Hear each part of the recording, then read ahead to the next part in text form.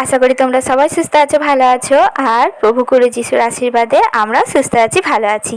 আর দেখো, মেয়ে যেখানে প্রত্যেক দিন বসে সকালে গিয়ে বসে পড়েছে, কিন্তু তার আগে না ও আমার সাথে প্রার্থনা করেছে আর ভজনও করেছে। যতক্ষণ ভজন করছিলাম ও কিন্তু পাশেই বসেছিল, আর মাঝে মাঝে তো তালিও দেয়, তোমাদের সাথে শেয়ার করেছি। দেখো, এত ঘুমিয়েছে, মেয়ের খুব সুন্দর ঘুম হয়েছে রাতে। তো চোখ মুখ দেখো একদম ফুলে গেছে। যেই দিনকার ওর ভালোভাবে ঘুম হয় না, এই রকম মুখটা ফুলে যায়। আর কুহু সোনার এত ঘুম হয়েছে, মানে আমরাও কত ঘুমিয়েছি বুঝতেই পারছো।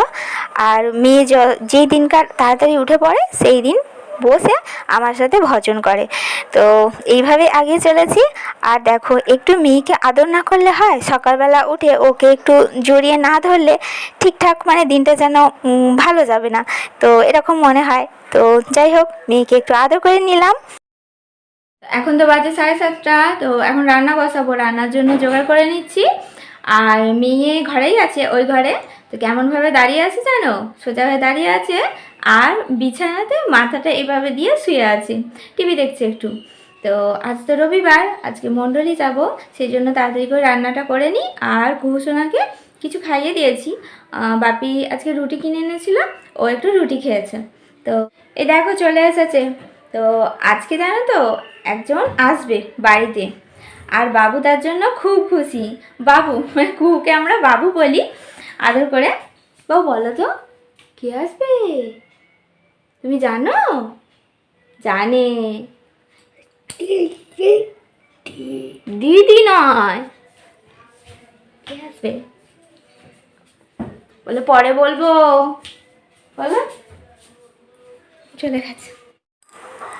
আর কুহুসোনার দেখো মুখে হাসি, দেখো হাসি আর ধরে না। তো কেন এত খুশি জানো তোমরা? কেউ বুঝতে পারছো কি? তো চলো, একটু পরেই বুঝতে পারবে যে কুহুসোনা এত কেন খুশি। তো কারণটা হলো, আজকে কুহুসোনার বাবা এসেছে, সেই জন্য। তো মনের মানুষ, প্রাণের মানুষ, একদম ভালোবাসার মানুষ, মানে বাবা থাকলে আর তো কিছু চাই না মেয়ের। তো দেখো, জলের বোতলটা ওকে দিচ্ছিলাম যে বাবাকে জলের বোতলটা দাও। তো অন্য সময় জলের বোতল এনে ওর বাবাকে দেয়, তো এখনও বসে বসে একটু দিয়ে দিল, মানে গরম তো বুঝতেই পারছো, একটু কুড়ে হয়ে গেছে মেয়ে আর কি। তো যাই হোক, তাতেই বাবা খুশি, ওই জলটাই খেলো। তো তারপর তো মেয়েকে স্নান টান করিয়ে দিলাম, আর আমি তো তার আগেই স্নান করে নিয়েছিলাম। তো ওকে রেডি করিয়ে দিলাম, কারণ মণ্ডলী বেরোতে হবে, তো টাইম হয়ে গেছিলো। তো তার আগে তো রান্নাবান্না খাওয়া দাওয়া সব হয়ে গিয়েছিলো। আর ওইদিকে ওর বাবা রেডি হয়ে নিচ্ছিল। তো আমরা দুজনে একই সাথে প্রভু গুরু যিশুকে গুরু বলে স্বীকার করে নিয়েছি। তো উনিও বুঝতে পেরেছেন, মানে ওর বাবাও বুঝতে পেরেছে যে আমাদের জীবনটা পরিবর্তন করতে পারে শুধুমাত্র প্রভু গুরু যিশুই। তো চলো, একই পথে হাঁটছি, খুব খুশি। তো মেয়ে আর ওর বাবা তো আগিয়ে গেছে। তো ওরা নিচে গাড়িতে করে যাবো, তো নিচে গাড়িটা বের করুক, তো আমি আসছি। তো সত্যি একই সাথে একই পথে যদি হাঁটা যায়, সত্যি কত জীবনটা সুন্দর হয়, আর চলার পথটাও কত সহজ সরল হয়। তো সত্যি এই সবকেই ঈশ্বরের আশীর্বাদ।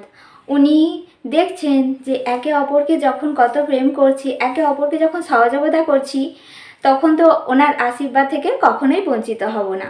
তো উনি তো সদা সর্বদাই চান যে আমরা একে অপরের সাথ দিই সবসময়, একে অপরকে খেয়াল রাখি সবসময়। তো চলো তিনজনে বেরিয়ে পড়ি। আর ওর বাবা তো আজকেই আসলো সকালে। তো আমরা তিনজনেই যাচ্ছি মণ্ডলী ঈশ্বরের কাছে প্রার্থনা করতে।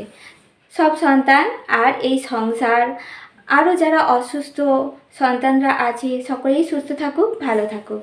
তো চলো, বাকিটা যতটা পারবো তোমাদের সাথে শেয়ার করব, তোমরা সঙ্গে থেকো। ওই দেখো একজন কি করছে, গাড়ি ধরে দাঁড়িয়ে আছে।